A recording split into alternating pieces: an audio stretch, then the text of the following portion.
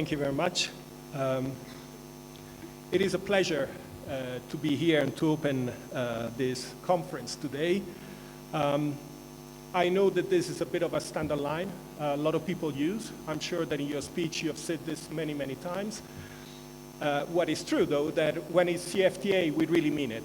We are happy to be here, and thank you very much.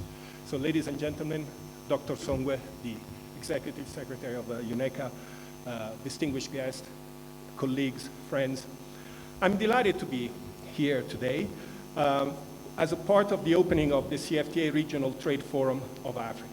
The CFTA has an extraordinary potential to be economically transformative for Africa by creating the world's largest integrated common market since the establishment of the WTO, and by creating millions of jobs for the current and future generation of Africans. The EU has been a strong supporter of the CFTA since its beginning. And this is also a key moment for the African Union Commission and UNECA as they join forces and expertise to lay down another crucial stepping stone towards the implementation of the CFTA.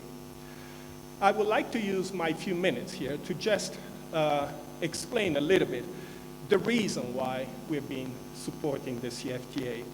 And has a lot to do with our history, and then maybe give you a couple of elements of what we will do to continue to support it. Well, first of all, the EU history explains that why we are fully backing the CFTA. This is a dynamic and very close to our heart.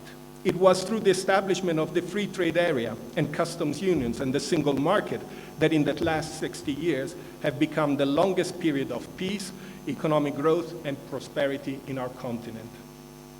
In 1988, 30 years ago, the European Commission released what was called the Cecchini Report. This document quantified the potential gains of the single market. It estimated that overall GDP would increase in excess of 5%. Prices would go down by 6%, and 2 million jobs would be created. The removal of border formalities and administrative costs was alone worth 3.5% of industrial output. Economies of scale and increased competition would induce structural changes, which would provide further impetus for economic growth through a more efficient and resource allocation. Years after, review highlighted that the single market has indeed contributed significantly to economic growth and consumer welfare in the European Union. Even today, however, the single market has yet to achieve its full potential in economic gains, which could be secured by a more effective application of existing legislation and a deepening of the single market. A study from the European Parliamentary Research Service of 5 years ago in 2014 sought to quantify the cost arising from the lack of full achievement of the single market. The report concluded that completing the single market would deliver economic gains up to 1.1 trillion euros, equivalent to 5 to 8.6% of GDP, of the EU GDP. So you will understand, the magnitude on something we believe we have already achieved, and yet we still can progress. The reason why I refer to the history of the EU single market is to say that we understand, probably more than anybody else, how challenging it is to embark in such an ambitious program. Many people, perhaps a few ones are in this room, will express skeptical views about the feasibility of this ambitious project. What we have learned, however, is that stakeholders such as you who are in this room can ensure that the necessary political commitment is maintained. All of this, of course, will take time. The CFTA has entered into force on the 30th of May, but the real work is only starting now. I've explained why the EU believes and supports the CFTA. And as a result of this belief, the European Commission has significantly escalated its offer of expertise in market integration and support from an initial envelope of 7.5 million for the period 2015 to 2017 to over 50 million over the next 3 years, the 3 years period 2018-2020.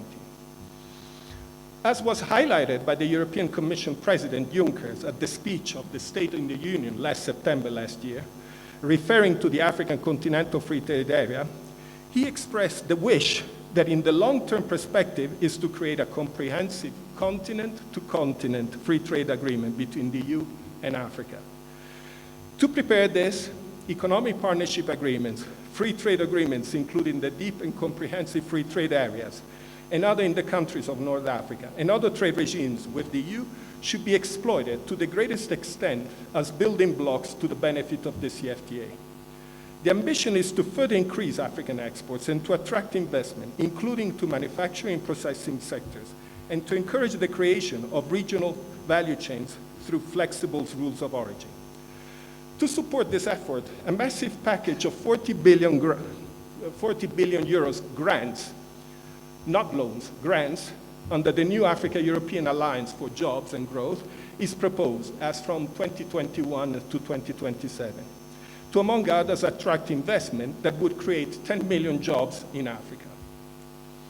With regards to the forum today, organized by UNECA and the AUC and the Ethiopian government, to discuss how to remove obstacles in the Horn of Africa, with specific focus on the pharmaceutical industry, taking full advantage of the CFTA opportunities, I can only underline its relevance in terms of harnessing the benefits from the integration in the region.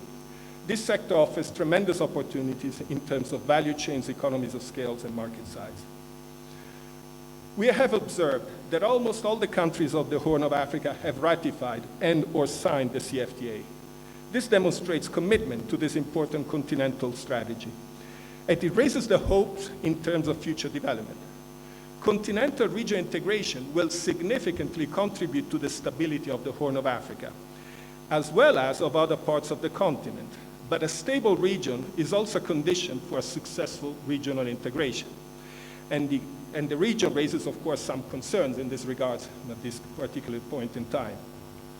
Let me finish these opening remarks by again warmly commend the African Union and its member states for the political and technical work they have done in getting together and commit formally to this agreement.